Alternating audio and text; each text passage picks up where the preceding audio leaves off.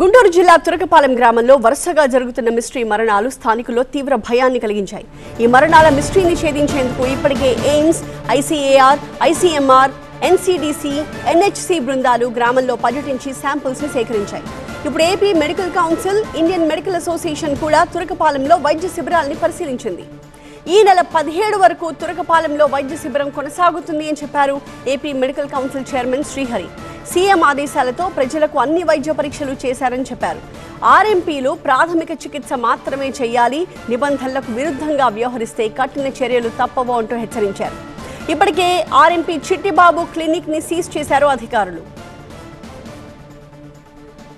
మేరకు ఎవరైతే మన సీఎం గారు, వైద్య శాఖ మంత్రి వారు ఇమ్మీడియట్ రియాక్షన్ తీసుకొని దీని మీద ఒక కమిటీని వేసి, ఎక్స్పర్ట్ కమిటీని ఏం చేయాలి, ఇక్కడ ఎట్లా చేయాలని చెప్పని హౌస్ హోల్డ్ మొత్తం అందరు శాంపుల్స్ కూడా కలెక్ట్ చేసి బ్లడ్ టెస్టులు దగ్గర 42 టెస్టులు చేయడం జరిగింది.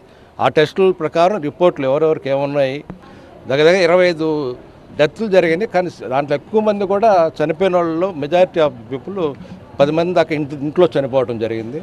మనమైతే వైద్యంలో ఎవరైతే అన్క్వాలిఫైడ్ పర్సన్స్ ఉంటారో, రిజిస్ట్రేషన్ లేకుండా ప్రాక్టీస్ చేస్తారో వాళ్ళందరి మీద మా ఏపీ మెడికల్ కౌన్సిల్ యాక్ట్ చేస్తుంది. ముఖ్యంగా చూస్తే ఎవరైనా ఆర్ఎంపీలు కానీ వీళ్ళందరూ కూడా ప్రథమ శిక్ష చేయడానికి మాత్రం అర్హులు. అంతేగాని డాక్టర్స్ అని పేరు పెట్టేసి వాళ్ళకి సలైన్లు పెట్టడము, ఇంజక్షన్లు ఇవ్వటము, కొందరైతే అబార్షన్లు చేయటము, అదేవిధంగా ఆపరేషన్లు చేయటం, ఇవన్నీ కూడా చట్ట విరుద్ధము. అటువంటి వాళ్ళ మీద ఖచ్చితంగా మేము చర్యలు తీసుకుంటాం. ఈరోజు ఇక్కడ కూడా ఆ విధమైనటువంటి చర్య తీసుకుని ఈరోజు ఆ సెంటర్ను మూసివేయటం జరిగింది.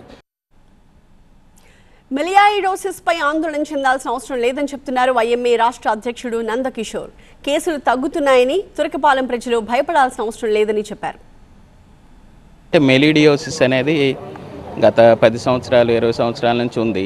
ఈవెన్ అభివృద్ధి చెందిన సింగపూర్ లాంటి కంట్రీస్లో కూడా సంవత్సరానికి కొన్ని కేసులు వస్తూ ఉంటాయి. కాబట్టి మరీ ఎక్కువ ఆందోళన చెందకూడదు. రెండవది ఇమ్యునో సప్రెషన్, అంటే శరీరంలో నిరోధక శక్తి తగ్గి ఉన్న వాళ్ళల్లో ఇలాంటి డిసీజెస్ వస్తాయి. కాబట్టి షుగర్ కంట్రోల్ కానీ, కిడ్నీ ప్రాబ్లమ్స్ ఉన్నవాళ్ళు కానీ, అలానే శరీరంలో నిరోధక శక్తి పెంచుకొని జాగ్రత్తగా ఉంటే దీని గురించి పెద్ద భయపడాల్సిన అవసరం లేదు.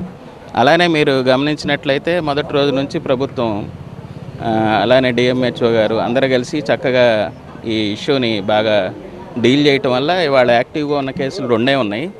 అప్పటి నుంచి కూడా మనకి గత 10 రోజుల నుంచి కూడా కొత్త కేసులు నమోదు కాలేదు. కాబట్టి ప్రజలంతా కంగారు పడకుండా ఉండాలి.